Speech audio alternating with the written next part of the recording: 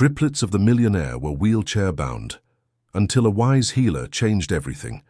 Harrison Reed walked through the bustling streets of New York City with 3 wheelchairs in front of him, each occupied by an identical girl with blonde hair and blue eyes. The triplets Abigail, Brooke, and Chloe were only 3.5 years old, but for 8 long months they hadn't taken a single step. The millionaire businessman, who ran one of the largest real estate development firms in the country, felt completely lost, facing the one situation his money couldn't solve. It was during this walk of despair down Broadway that everything began to change. Harrison had just come from another frustrating consultation with the renowned neurologist Dr. Sterling, who repeated for the 10th time that there was no medical explanation for the girl's condition.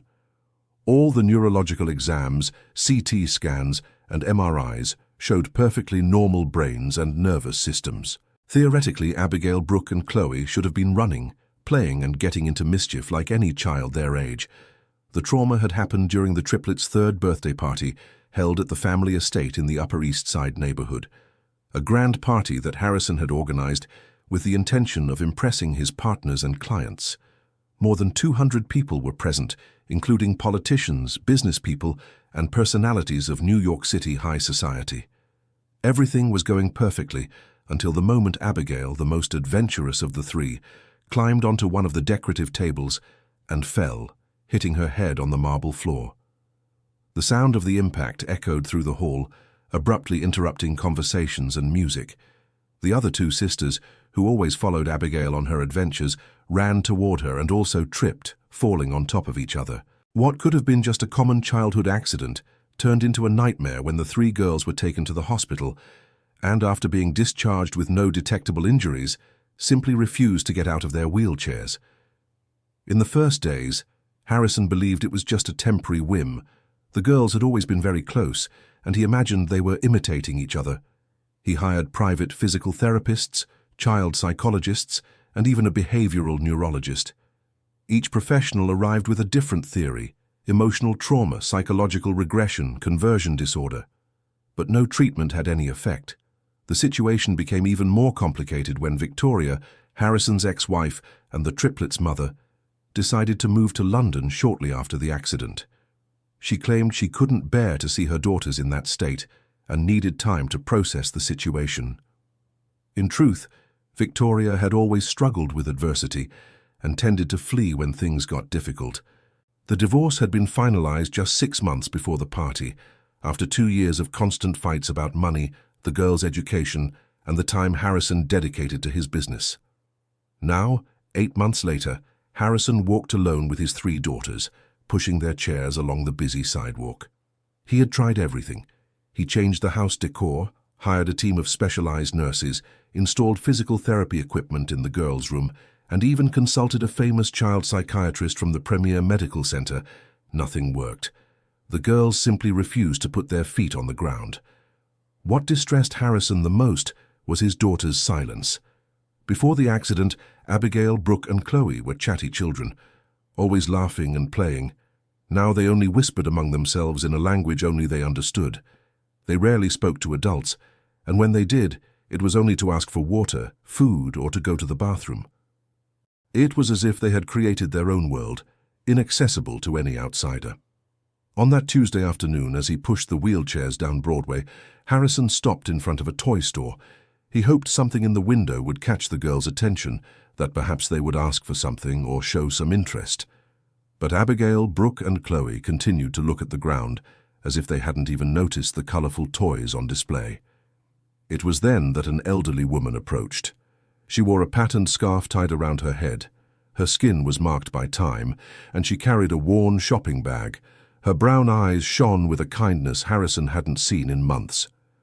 The woman crouched down in front of the wheelchairs and, to the businessman's surprise, began talking to the girls in a soft voice. Abigail was the first to lift her head. Then Brooke. Then Chloe. All 3 looked directly at the woman, something they hadn't done with anyone else for weeks. Harrison stood frozen, watching the scene without understanding what was happening. Dear listener, if you're enjoying the story, please take a moment to like and especially subscribe to the channel. It really helps us who are just starting out. Now continuing. The woman whispered something into each of the girls' ears. Harrison couldn't make out the words, but he saw something he hadn't seen in months. His daughters smiled. It was a small smile, almost imperceptible, but it was there. Abigail even let out a quiet giggle, which made Harrison's heart race. When the woman stood up, Harrison finally reacted. Who was this person who had managed in a few minutes what the best doctors in New York City hadn't achieved in 8 months? "My name is Harrison Reed," he said, extending his hand. "I'm their father." The woman smiled and shook his hand firmly. "It's a pleasure, Mr. Reed. I'm Antonia Miller, but everyone calls me Mother Tony." "What did you say to them?" asked Harrison, trying to control the emotion in his voice. "Just that they are very beautiful, and that I'm sure they are very brave too," replied Mother Tony, adjusting the scarf on her head. Harrison looked at his daughters, who were still smiling faintly and watching the woman with curiosity. It was the first time in months they had shown genuine interest in anything. "Do you work with children?" asked Harrison. "I do, at a community preschool nearby. I've been caring for little ones for over 40 years. I've seen many difficult situations, but I always believe children have a special strength that sometimes adults can't see." Harrison felt a pang of hope, something he hadn't felt for so long he'd almost forgotten the sensation. Perhaps this simple woman had something that all the expensive specialists did not. Could you talk to them again?" he asked, trying not to sound too desperate. Mother Tony looked at the girls, who were now watching her with total attention. "Of course I can, Mr. Reed, but tell me one thing. What happened to these little girls?" Harrison took a deep breath. It was a story he had told dozens of times to doctors, psychologists, and therapists. They had a fall during a birthday party 8 months ago. Since then, they haven't walked again. The doctors say there's nothing physically wrong with them. Mother Tony shook her head slowly, as if understanding something Harrison couldn't grasp. "Sometimes the deepest wounds are the ones that don't show up on tests, Mr. Reed." Those words hit Harrison like a punch to the stomach. He had always been a practical man, used to solving problems with financial resources and influential contacts. The idea of invisible wounds left him completely lost. "Do you think you can help them?" he asked, and for the first time in months his voice faltered. "I can try," replied Mother Tony, "but I need you to understand one thing. I don't perform miracles. What I do is listen to these children in a way that perhaps the doctors haven't tried yet." Harrison Reed nodded quickly. He was willing to try anything. "How much do you charge for your work?" Mother Tony smiled and shook her head.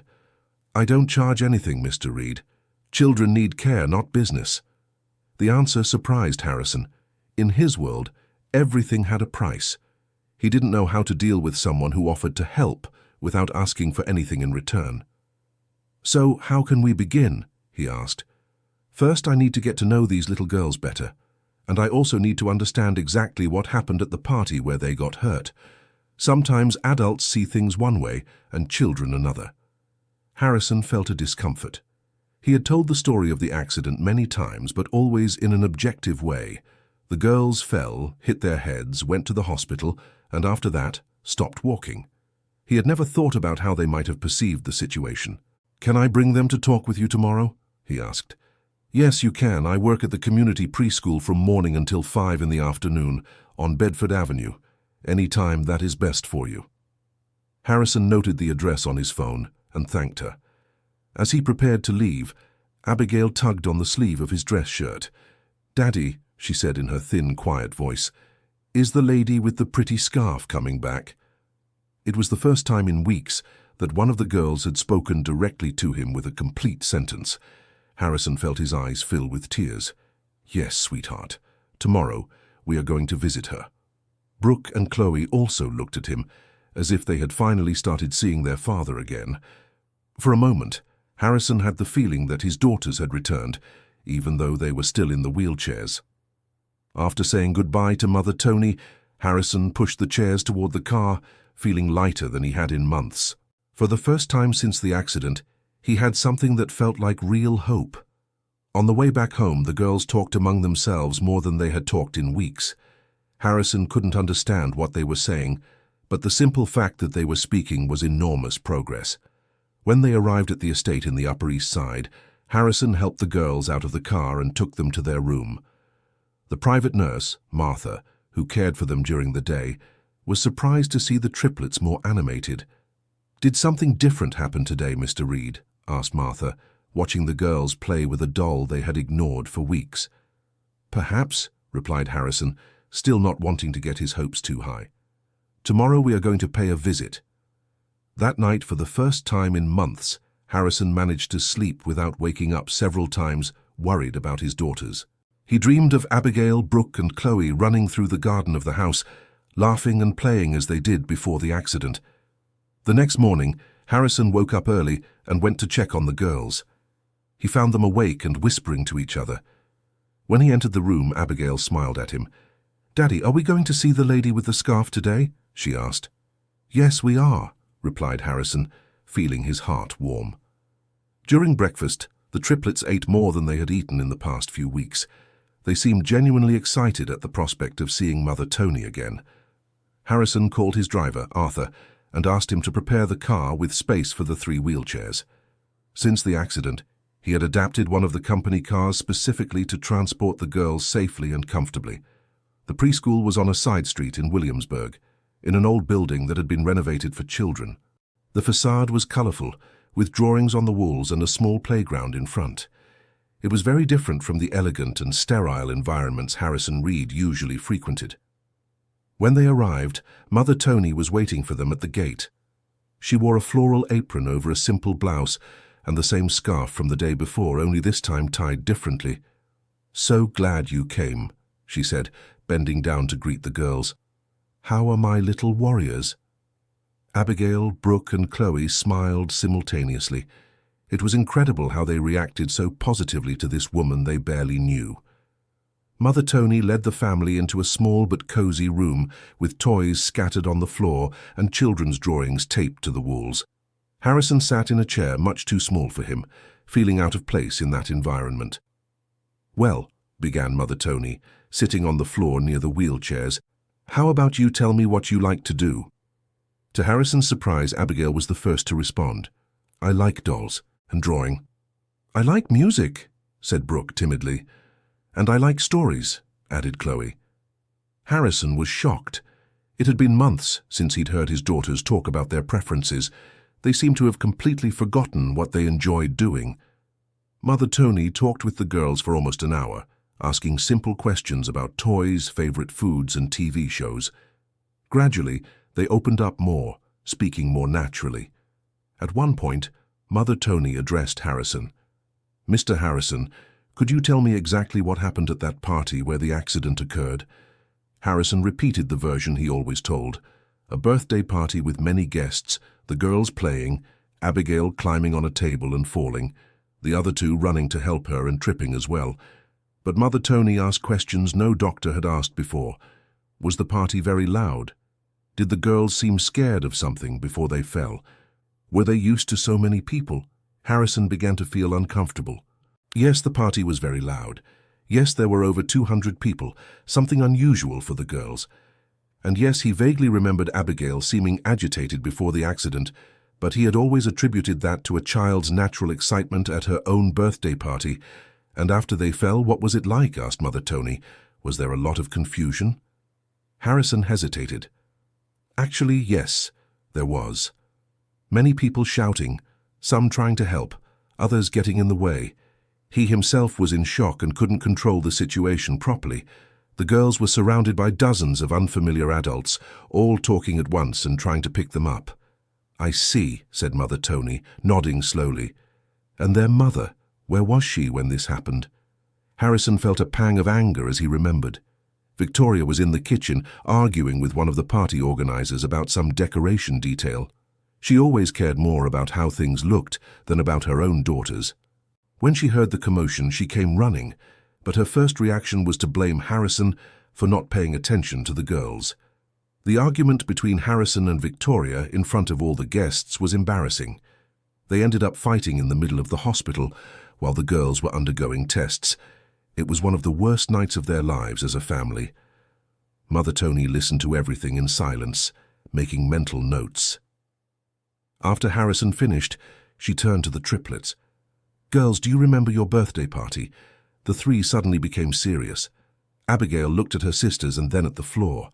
Brooke began to rock her chair nervously. Chloe simply closed her eyes. You don't have to talk now if you don't want to, said Mother Tony gently. But I want you to know you are safe here. Nothing bad is going to happen to you. Harrison observed his daughter's reactions and for the first time began to suspect the accident had been more traumatic than he had imagined. Perhaps it wasn't just the physical falls that had affected them. After the session, Mother Tony spoke with Harrison in private. Mr. Harrison, I need to tell you something important. These girls didn't stop walking because of the falls. What do you mean? Asked Harrison. They stopped walking because they felt unsafe.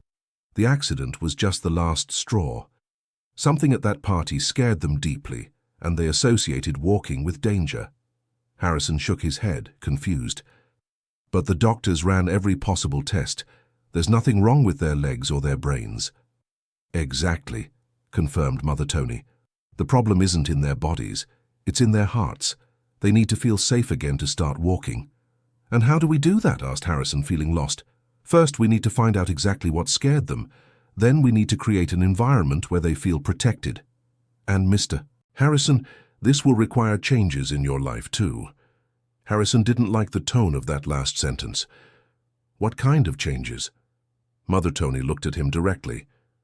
You will need to be more present in their lives. You will need to learn to truly listen to them.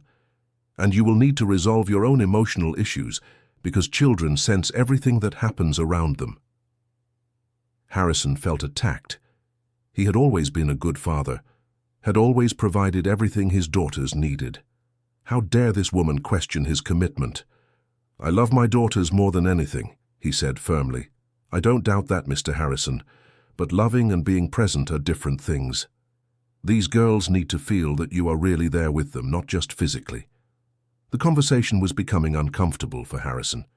He was used to solving problems with money and resources, not with psychological analyses of his capability as a father. Can you help them or not? He asked directly.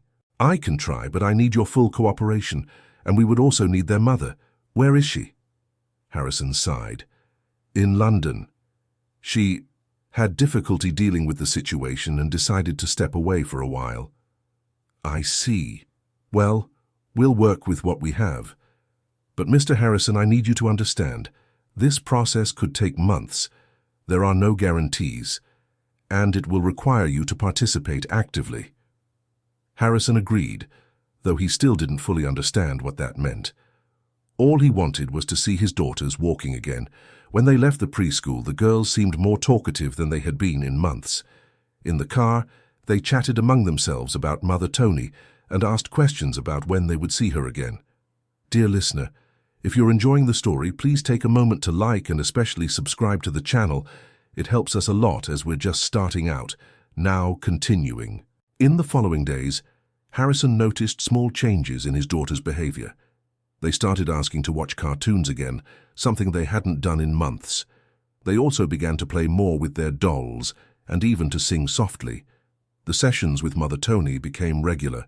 3 times a week, Harrison would take the girls to the preschool. Gradually, they opened up more to the caregiver, telling her about dreams, fears, and memories they had kept to themselves. It was during the 5th session that Abigail made a revelation that changed everything. Mother Tony, the girl said timidly, I remember the party. Would you like to tell me what you remember? Asked the caregiver gently. There was a lot of noise and people were shouting, not the people at the party. Daddy and another man. Harrison felt the blood run cold in his veins. He vaguely remembered an argument with his business partner, Preston Blackwell, during the party. But it had been brief and he thought no one had noticed. Were they fighting about money? Asked Mother Tony, looking at Harrison. Harrison nodded reluctantly. Preston wanted him to sign some contracts that night, right in the middle of the party. When Harrison refused, saying it wasn't the appropriate time, Preston got angry and started shouting about deadlines and commitments. Abigail continued, We were playing near the big table when we heard Daddy and the man talking very loudly. We got scared. Brooke added, Then Mommy came and also started shouting at Daddy. And Chloe finished, We wanted to leave, but there were too many people. So I climbed on the table to call Daddy. Harrison realized he had been completely mistaken about the causes of the accident. It hadn't been a childish whim. Abigail had climbed on the table because she wanted to call him to stop the fight. And when she fell, the noise and confusion that followed only intensified the trauma that had already begun with the argument. "Why didn't you tell me this before?" asked Harrison, feeling guilty.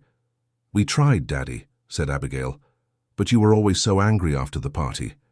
It was true. Harrison had been irritated with Preston for weeks after the accident, mainly because his partner kept pressuring him about business, even knowing about the girl's situation. He was also furious with Victoria for leaving for London right when they needed her most. Mother Tony intervened gently. Children are very sensitive to the emotions of the adults around them. When you stopped walking, it wasn't just because of the fall, it was because you associated movement with dangerous and scary situations. Harrison began to understand. The girls had developed a way to protect themselves from a world that seemed unstable and threatening. By staying in their chairs, they felt safer and were sure they wouldn't get hurt again. "What do we need to do now?" asked Harrison. "We need to show them that the world can be a safe place again," answered Mother Tony. "And that starts with you resolving your own issues. The girls need to see that you are at peace with yourself." Harrison knew she was right, but had no idea where to start. His life had been a string of problems since the divorce: complicated financial matters, the constant pressure from his partner, Victoria's absence, and now his daughter's situation. Mother Tony suggested that Harrison participate in the sessions more actively. Instead of just observing, he should interact with the girls, play with them, and most importantly, talk about their feelings. The idea of talking about feelings made Harrison uncomfortable. He had been raised in a family where men didn't show vulnerability. His father, also a successful businessman, had always taught him that emotions were signs of weakness. But when he saw Abigail trying to get up from her chair during one of the sessions just to reach a toy on the other side of the room, Harrison realized he needed to do anything to help his daughters. He started by participating in simple games during the sessions. Mother Tony suggested activities that required cooperation between father and daughters, like putting together puzzles or building towers with wooden blocks. Gradually, Harrison realized how he had distanced himself from the girls in the months after the accident. He had been so worried about finding a medical cure that he had forgotten to simply be present with them. During a particularly emotional session, Brooke asked directly, "Daddy, why did you and Mommy fight so much?" The question caught Harrison off guard. He had always believed the girls were too young to understand the problems between him and Victoria. Mother Tony encouraged him to answer honestly, but in a way appropriate for the children's age. Harrison explained that sometimes adults disagree about important things, but that didn't mean they didn't love each other or love their daughters. "But why were you shouting?" asked Chloe. Harrison felt his chest tighten. "Because I was worried about work, and Mommy was worried about other things. And when people are worried, they sometimes speak louder than they should." The girls were silent for a few minutes, processing the answer. Then Abigail asked the question Harrison feared most. "Are you going to fight again?" Harrison looked at Mother Tony, who nodded encouragingly. "No, sweetheart. I promise I will try to solve problems by talking quietly from now on." It was a difficult promise to keep, but Harrison knew it was necessary. The girls needed to feel safe about the conflicts of the adults around them. In the following weeks, Harrison made practical changes in his life. He dismissed Preston Blackwell as a partner, even knowing it would cost a lot of money. He hired a lawyer specializing in business partnerships to handle the dissolution of the company peacefully. He also drastically reduced his workload, delegating more responsibilities to his team. For the first time in years, Harrison began arriving home before 6 in the evening, allowing himself quality time with his daughters. The changes did not go unnoticed by the triplets. They began to interact more with Harrison, asking questions about his work and telling him about their own daily activities. Mother Tony suggested that Harrison call Victoria and try to convince her to return to the USA, at least temporarily. The girls needed to see that their parents could coexist peacefully, even though they were no longer married. The call to London was difficult. Victoria initially refused to return, claiming she was taking an art course and that her presence would only make things worse. She blamed Harrison for the accident and believed her absence was better for everyone. Harrison explained about the work with Mother Tony and the discoveries about the true causes of the girls' trauma. He mentioned that they constantly asked about their mother and that her presence could be crucial for their recovery. Victoria finally agreed to return for a 2-week visit. She would arrive at the end of the month, just when the sessions with Mother Tony would complete 2 months. During the preparation for Victoria's arrival, the girls showed mixed anxiety and excitement.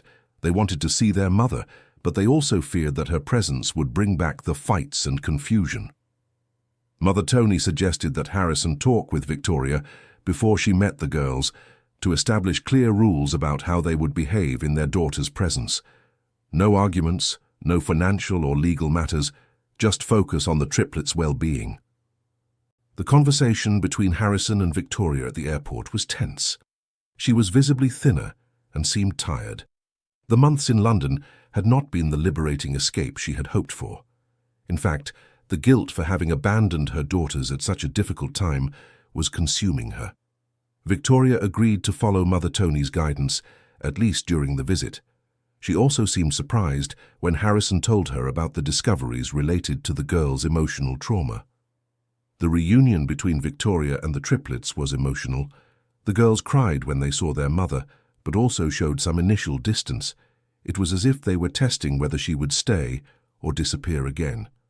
Victoria stayed at a hotel near Harrison's house, visiting the girls every day. Mother Tony suggested she participate in the sessions to better understand her daughter's recovery process. During the first session with Victoria present, the family dynamics became clear to Mother Tony. Harrison and Victoria struggled to communicate without creating tension. They loved each other, but had very different views on child-rearing, life priorities, and emotional expression. Mother Tony worked with the couple to establish healthier forms of communication. She taught them to use phrases that started with, "I feel," instead of "you always," or "you never." Small changes in language that could make a big difference in the girls' perception of their parents' conflicts. Gradually, Abigail, Brooke, and Chloe began to relax in the presence of their parents together. They realized that Harrison and Victoria could be in the same environment without yelling or causing a scene.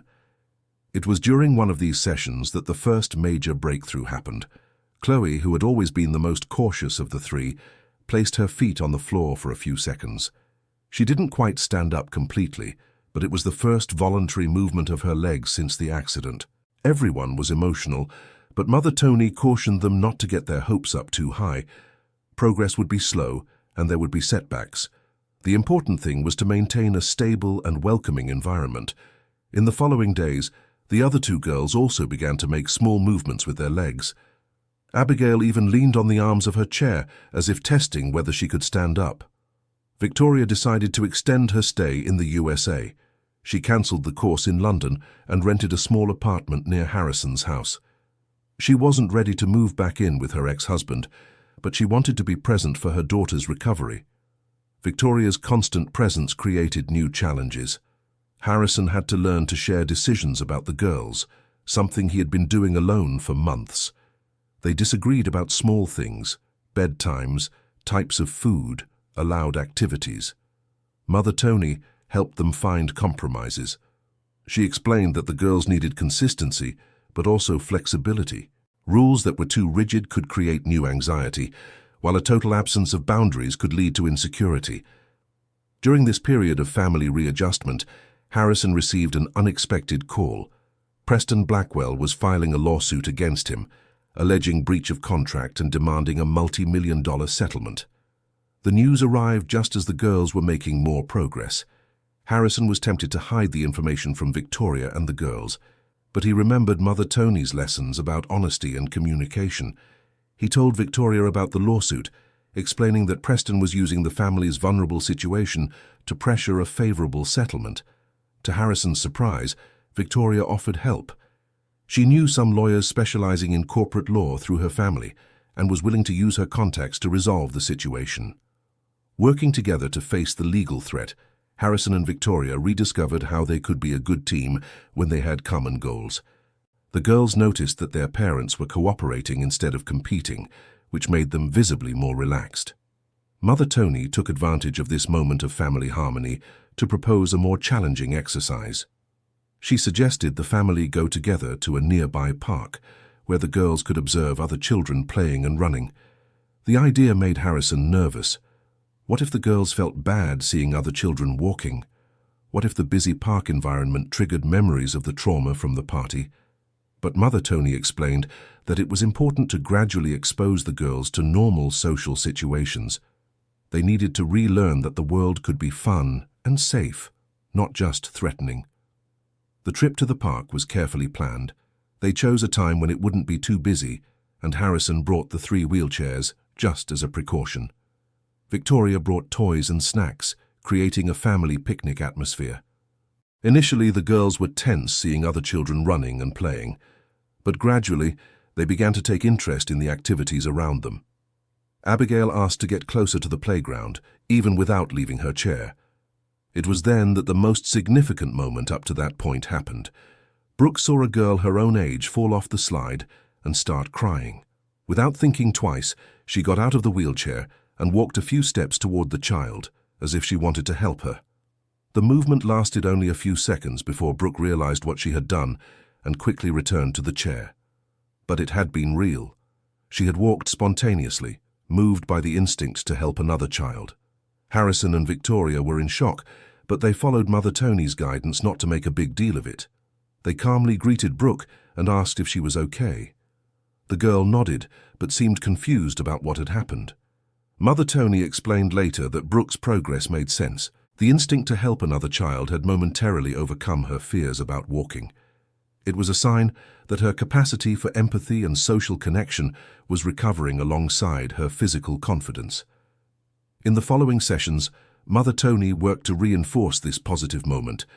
She talked with the girls about how they felt at the park, about other children they saw playing, and about the importance of helping others when they are hurt or sad.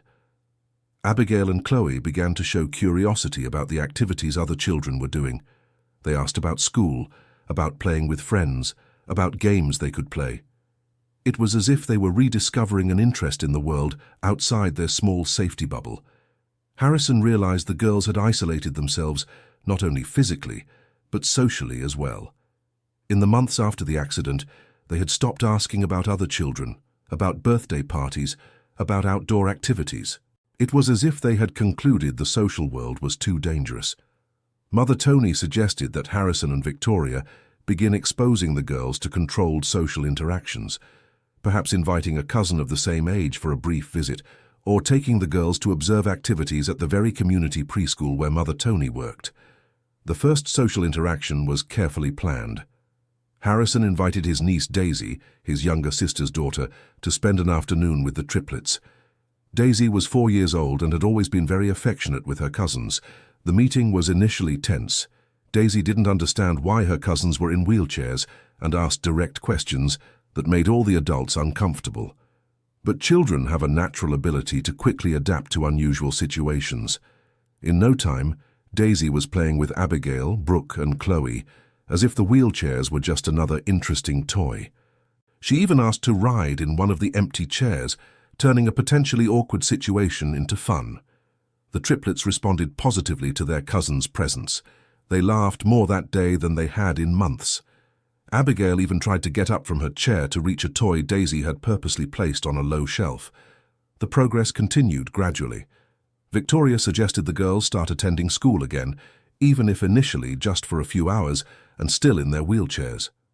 She believed regular interaction with other children would be beneficial for her daughter's social recovery. Harrison initially resisted the idea. What if the other children asked awkward questions? What if the teachers couldn't handle the situation? What if an accident happened? Mother Tony supported Victoria's suggestion, but proposed a gradual approach. First, they would visit the school just to see the environment. Then, they would stay for an hour, then 2 hours, and so on progressively. The school the girls attended before the accident was a private institution in Greenwich Village, known for its innovative pedagogical approach and welcoming environment. The principal, Miss Evelyn, had kept in touch with Harrison during the months of the girls' absence and was eager to welcome them back. The first visit to the school was marked by mixed feelings. The girls showed excitement at seeing the classrooms, the toys, and some classmates who remembered them. But they also showed anxiety when the bell rang, indicating a change of activity. Mother Tony observed that the girls had developed a sensitivity to loud noises and abrupt changes in environment. This confirmed her theory that the original trauma was related not only to the physical fall, but to the chaotic and noisy environment of the birthday party. Ms. Evelyn suggested temporary adaptations to facilitate the girls' return. They would stay in a smaller room during recess to avoid crowds. They would have access to a private bathroom to maintain privacy during wheelchair care. And initially, they would only participate in indoor activities, avoiding the busy playground. The first official day back to school was emotionally intense for the whole family. Harrison and Victoria accompanied the girls to the classroom door, promising they would return to pick them up in 2 hours. During those 2 hours, Harrison and Victoria were nervous, imagining how the girls might be feeling. They called the school 3 times, but the secretary always reported that everything was going well. When they returned to pick up their daughters, they found Abigail, Brooke, and Chloe smiling and chatting animatedly with a new little classmate. The girl named Mia had just moved from Chicago and was eager to make friends in New York City. The most impressive thing was that Mia didn't seem to care at all about the wheelchairs. To her, the triplets were simply 3 cool girls she wanted to play with. This childlike naturalness was incredibly therapeutic for Abigail, Brooke, and Chloe. In the following days, the girls began to show more interest in going to school. They talked about Mia, about the activities they did in class, about the drawings they were creating. It was as if they were reconnecting with an important part of their identities that had been dormant. Harrison realized his fear of exposing his daughters to external judgment was unfounded. Most people, especially children, were naturally understanding and adaptable. It was the adults, including himself, who created unnecessary awkwardness. During this period of social reintegration, Harrison received good news about the legal issue with Preston. The judge had dismissed the lawsuit, considering that Preston was trying to take advantage of a delicate family situation to gain undue commercial advantage. The resolution of the legal problem brought considerable relief to Harrison and Victoria. They realized that working together had been crucial to overcoming the crisis. Even though they were no longer married, they could be effective partners in raising their daughters. This insight led them to deeper conversations about the future. Victoria decided to stay permanently in the USA, but maintaining her own residence. They would establish a shared custody arrangement that would allow the girls to have constant access to both parents. Mother Tony suggested the family begin participating in regular joint activities, creating new positive memories that could overlay the traumatic memories from the birthday party. She recommended calm outings, family meals, and creative activities that promoted cooperation instead of competition. It was during one of these family trips to the zoo that the second major breakthrough happened. Chloe got so excited seeing the monkeys that she completely forgot about the wheelchair and ran a few meters to the enclosure's fence. This time, instead of panicking or immediately returning to the chair, Chloe stood still, watching the animals. She had walked naturally, without fear or hesitation. Harrison and Victoria exchanged a look, both trying to control their emotion so as not to scare their daughter. Abigail and Brooke also noticed their sister was walking. Instead of becoming alarmed, they began to laugh and applaud. It was as if all 3 had received permission to be normal children again. Dear listener, if you are enjoying the story, please take a moment to like and especially subscribe to the channel. It helps us a lot as we are just starting out, now continuing. That night, during the session with Mother Tony, the 3 girls finally verbalized their deepest fears about walking. Abigail explained she was afraid of falling again and hurting her sisters. Brooke feared that if they started walking normally again, their parents would go back to fighting. And Chloe confessed that she liked the extra attention she received when she was in the wheelchair. Mother Tony worked through each of these fears individually. She explained to Abigail that accidents happen, but most people walk their whole lives without getting seriously hurt. To Brooke, she assured her that the parents had learned to talk without fighting. And to Chloe, she promised she would continue to receive love and attention even while walking normally.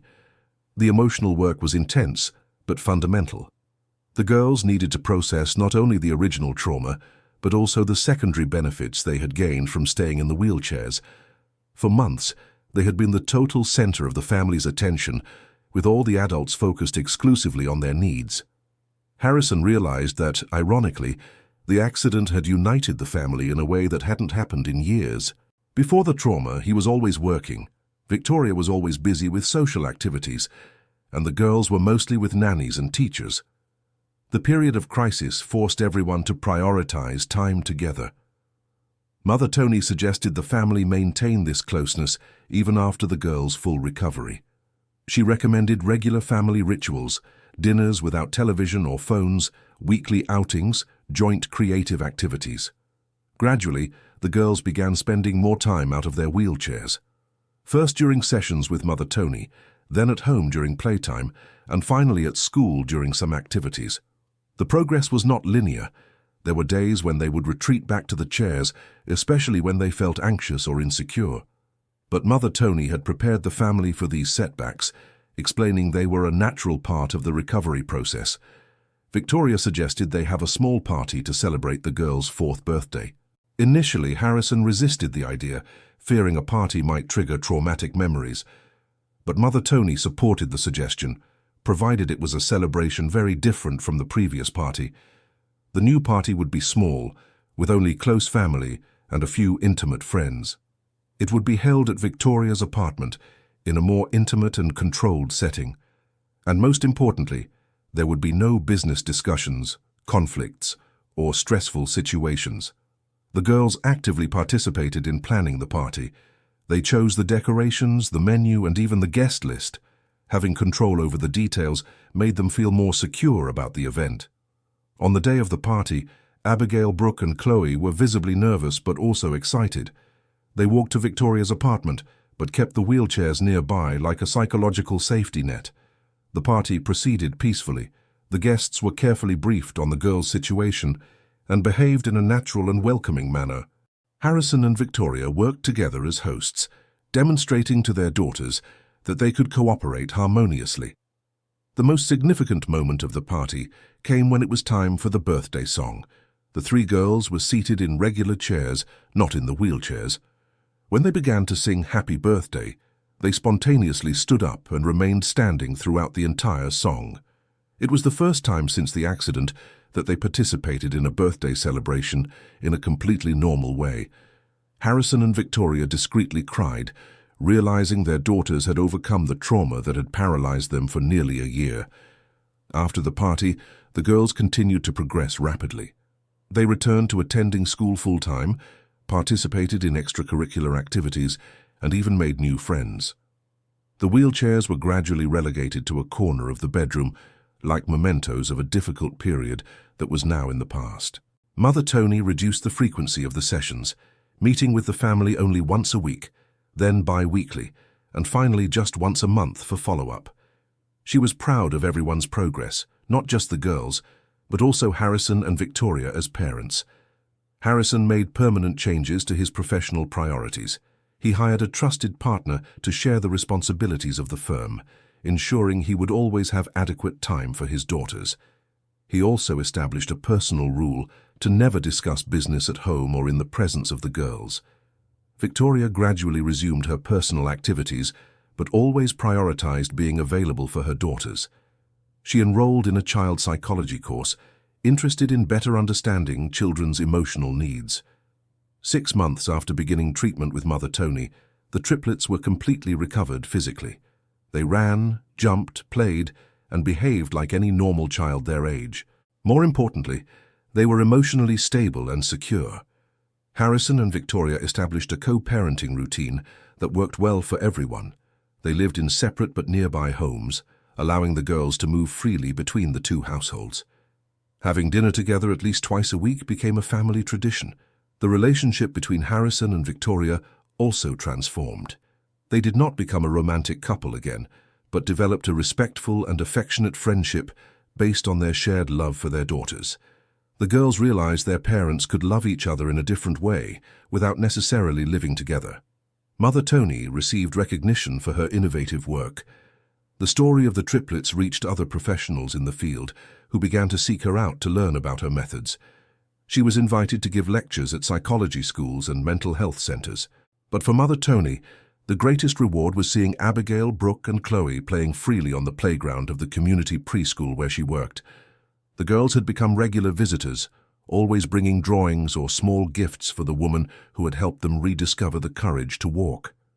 Harrison established a support fund for the community preschool where Mother Tony worked, ensuring resources so she could help other children in similar situations. He realized his personal experience could be useful for other families going through childhood trauma. The story of the triplets spread discreetly through the New York City medical community. Several pediatricians and neurologists began referring similar cases to Mother Tony, recognizing that some childhood conditions required approaches that went beyond traditional medicine. 1 year after the original accident, the family decided to hold a special celebration. It wasn't an official birthday, but rather the walking anniversary, the day the girls took their first steps after months in wheelchairs. The celebration was held at Mother Tony's preschool, with all the community children participating. It was a simple party with homemade cake, natural juices, and playground games. But for Harrison, Victoria, and the triplets, it was more meaningful than any lavish event they had ever organized. During the party, Abigail, Brooke, and Chloe put on a special presentation for Mother Tony. They had prepared a song about courage, friendship, and overcoming. The words were simple, appropriate for children their age, but carried a deep meaning for everyone who knew their journey. Mother Tony cried upon hearing the song. In her 40 years working with children, she had witnessed many remarkable recoveries, but few had touched her as deeply as the story of the triplets. Not only because they had overcome physical and emotional trauma, but because the entire family had been transformed in the process. Harrison realized that the accident, despite causing months of suffering, had ultimately been an opportunity for growth for everyone. He became a more present and attentive father. Victoria became a more patient and understanding mother, and the girls developed an emotional resilience that would serve them for a lifetime. In the following months, the family's life found a new, normal rhythm. The girls attended school regularly, participated in age-appropriate sports activities, and maintained healthy friendships with other children. Harrison and Victoria continued developing their co-parenting skills. They learned to make joint decisions about their daughter's education, health, and activities without creating unnecessary conflict. Their arguments became productive conversations, always focused on the triplets' well-being. Abigail revealed herself to be a natural leader among the three sisters, always protecting Brooke and Chloe from potentially stressful situations. Brooke developed a special sensitivity toward other children going through difficulties, often offering help or comfort. Chloe became the most emotionally expressive, always verbalizing her feelings and helping her sisters do the same. Mother Tony continued making monthly visits to the family, no longer as a therapist, but as a dear friend. The girls always got excited when she arrived, running to hug her and tell her about their latest adventures and discoveries. During one of these visits, Mother Tony commented to Harrison and Victoria about how rewarding it was to see families heal together. She explained that many cases of childhood trauma required changes in the entire family dynamic, not just treatment of the affected child. Harrison asked if Mother Tony had seen other cases similar to his daughter's. She explained that emotional traumas manifested as physical symptoms were more common than people imagined, especially in young children who lacked the vocabulary to express their fears and anxieties. The conversation inspired Harrison to create a non-profit organization dedicated to supporting families dealing with childhood trauma. He would use his business experience and financial resources to connect families in need with professionals like Mother Tony.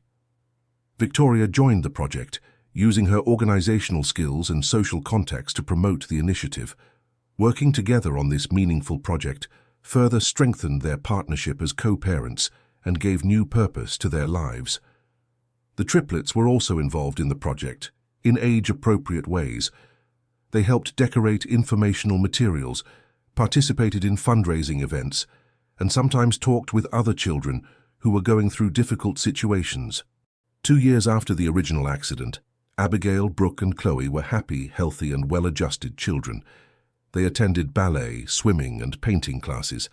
They had close friends at school and in the neighborhood. And most importantly, they felt safe and loved by both parents. Harrison became a vocal advocate for the importance of children's mental health.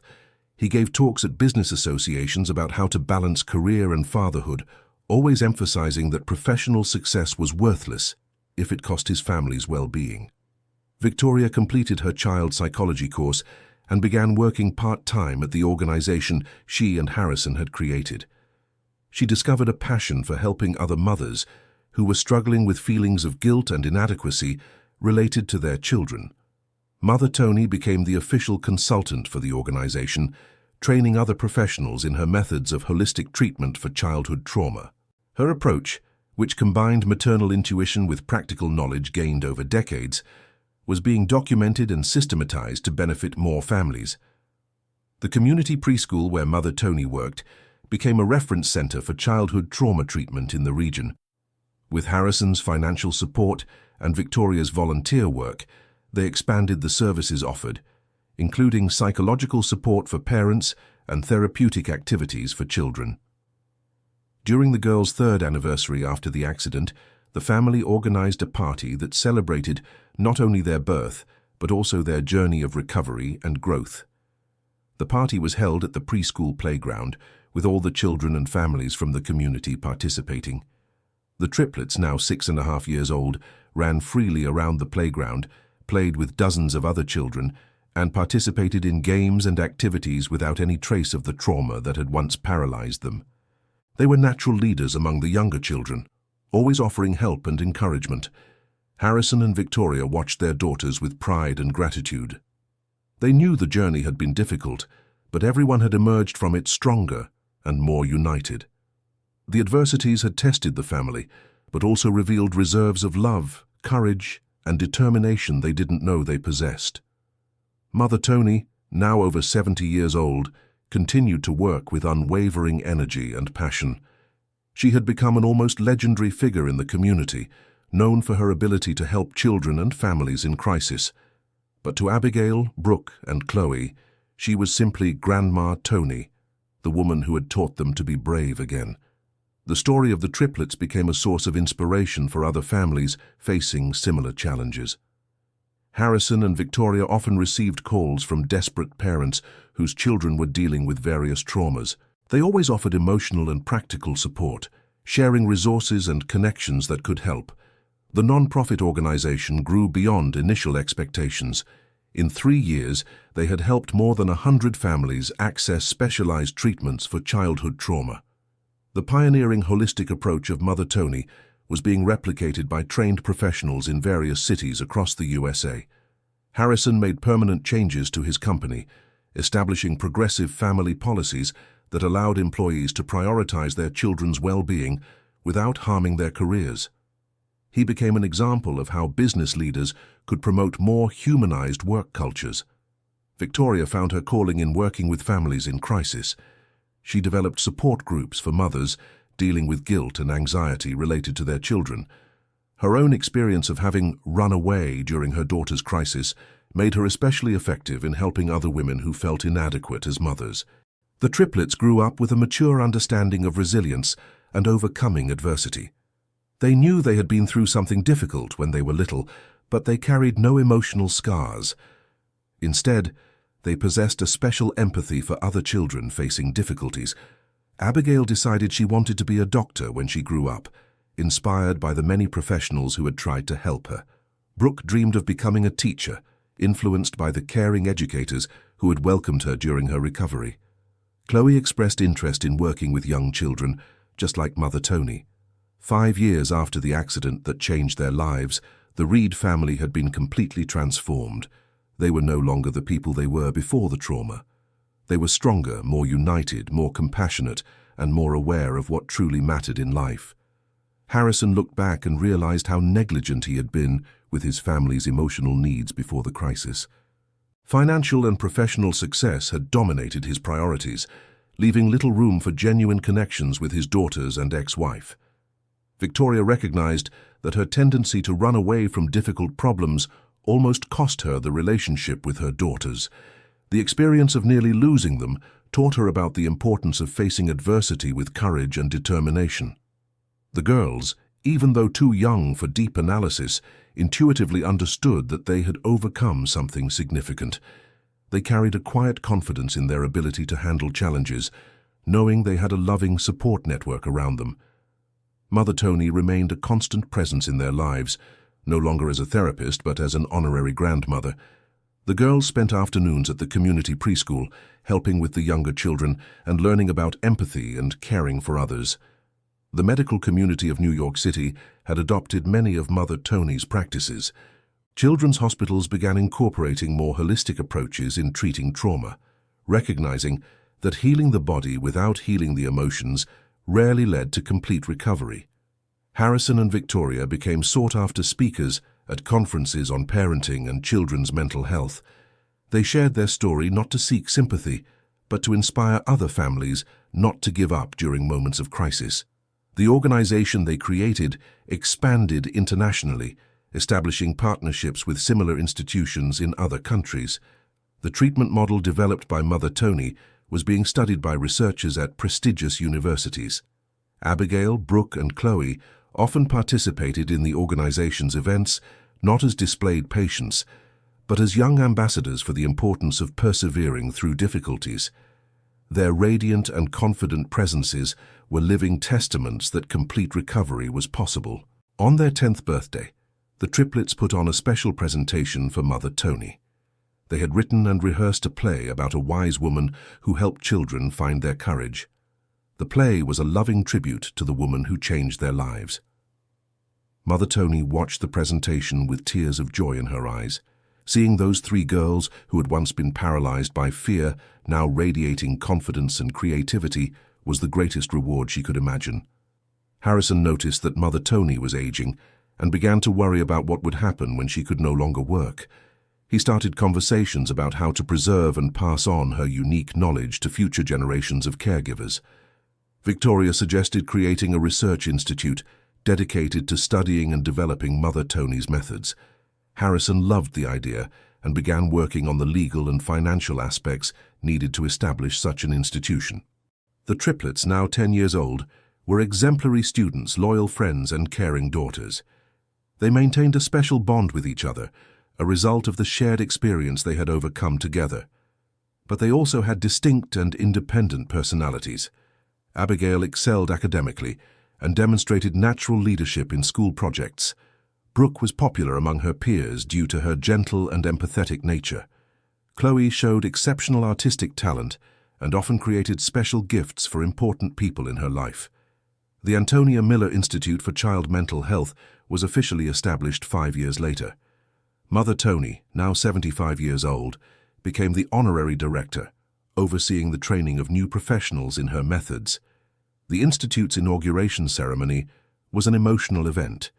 Hundreds of families who had been helped by Mother Tony over the years attended to celebrate.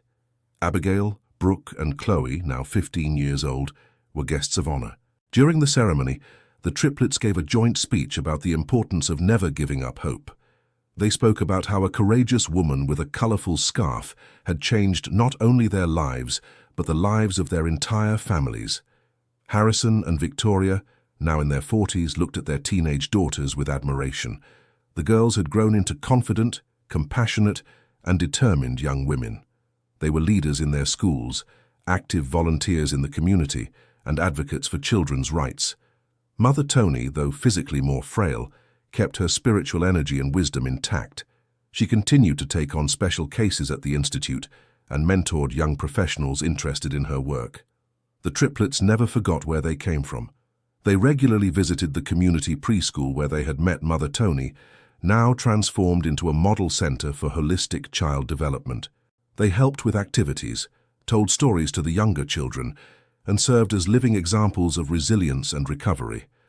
Harrison significantly expanded his business, but never allowed work to dominate his life again. He established clear boundaries between career and family, ensuring he always had adequate time for his daughter's important experiences. Victoria became a respected psychologist, specializing in family trauma. She often collaborated with Mother Tony at the Institute, combining formal academic knowledge with the veteran caregiver's practical wisdom. The story of the triplets became a famous case study in medical and psychology schools around the world. Teachers used their journey to illustrate the importance of interdisciplinary approaches in treating childhood trauma. When they turned 18, Abigail, Brooke, and Chloe organized a gratitude party for Mother Tony. It was not a traditional birthday celebration, but a tribute to the woman who had given them a second chance to live fully. The party brought together dozens of families who had been touched by Mother Tony's work over the years. Children of all ages, many of them former patients, performed songs, dances, and speeches in her honor. Mother Tony, now 80 years old, was visibly moved. She had dedicated her life to caring for children, never expecting to receive such public recognition. For her, seeing all those prosperous families was reward enough. Abigail announced at the party that she had been accepted into medical school, specializing in pediatrics.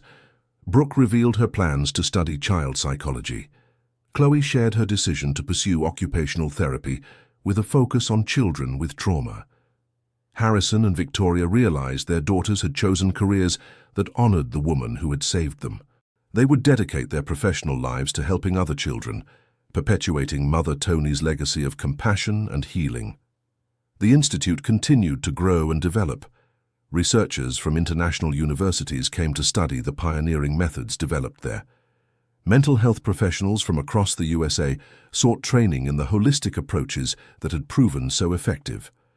Mother Tony began writing her memoirs, documenting decades of experiences in caring for traumatized children. Harrison hired a professional writer to help her organize her stories and insights into a book that could benefit future professionals. The triplets, now young adults, maintained a special connection to their recovery story. They often visited schools to speak about resilience and overcoming adversity, always emphasizing that problems can be opportunities for growth and family connection. During their high school graduation, Abigail, Brooke, and Chloe dedicated their academic achievements to Mother Tony. In their farewell speeches, each expressed gratitude not only for the physical recovery, but for the life lessons they learned during the process. Harrison looked at his daughters and saw the confident, compassionate, and determined women they had become. The trauma that once threatened to destroy their family had, ironically, strengthened all of them in unimaginable ways. Victoria reflected on her personal journey from escape to confrontation. She had learned that problems do not disappear when ignored, but that facing them with courage and proper support can lead to profound positive transformations. Mother Tony's memoir was published on the 20th anniversary of the Institute. Healing with the Heart, 4 decades of childcare, became a national bestseller and was translated into several languages. The triplets wrote the book's preface, telling their own story as an example of the transformative impact a dedicated caregiver can have on a family's life. They described Mother Tony not as a miracle worker, but as a wise woman who understood that true healing involves body, mind, and spirit. Mother Tony lived to see the lasting impact of her work. The institute that bore her name had helped thousands of children and families. Her methods were taught in universities, and 3 girls once paralyzed by trauma had become advocates for holistic healing. When Mother Tony passed away peacefully at 85, hundreds of people attended her funeral. Abigail, Brooke, and Chloe, now established professionals in their respective fields, carried her casket as a final honor. Harrison and Victoria, now grandparents to young children, continued the work of the Institute. They established a foundation to ensure Mother Tony's methods would continue to be developed and applied to benefit future generations. The triplets never stopped sharing their story. They wrote books, gave lectures, and created educational programs about childhood trauma and recovery. Her message was always the same: with love, patience, and the right approach, healing is possible. Years later, when Abigail became head of pediatrics at a major hospital, Brooke ran a family mental health clinic, and Chloe oversaw child rehabilitation programs. They still met monthly to visit the institute and the community preschool where it all began. Mother Tony's legacy lived on through their work and that of hundreds of other professionals she had trained. But most importantly, it lived on through the thousands of children who had been healed using her methods of love, patience, and holistic understanding. The story of the triplets became legend in the American medical community, not as an unexplained miracle, but as proof that the most effective medicine combines scientific knowledge with human wisdom, advanced technology with ancient compassion, and clinical treatment with unconditional love. Harrison, Victoria, Abigail, Brooke, and Chloe knew they had been blessed not only by the girl's recovery, but by the chance to know an extraordinary woman who changed their lives forever.